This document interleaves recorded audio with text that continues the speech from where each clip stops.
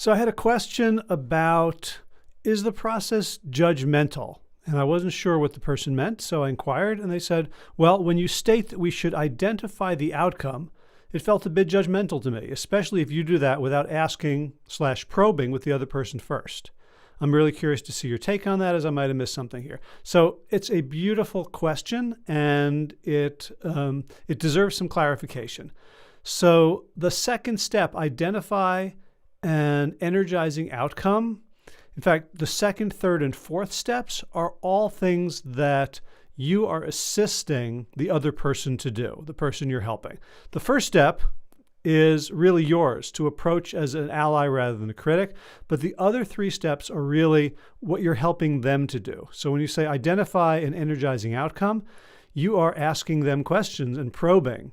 Specifically, like, what would be important to you here? What would matter? What would be exciting? What would be energizing? Given this problem, what would you like to see instead? For the sake of what? So it is, if we were to come in, you're absolutely right, and say, okay, here's what you should be doing. Here's what you should be going for. Then that is judgmental. But really the process is approach them as an ally and immediately ask them questions. So what would be a meaningful, positive, and clear outcome for you? And we can then ask coachy type questions to help them gain clarity, to raise the bar, as Peter was talking about, on the level of what they're going for, whether it's a identity or a bigger outcome or something more meaningful that's more energizing to them.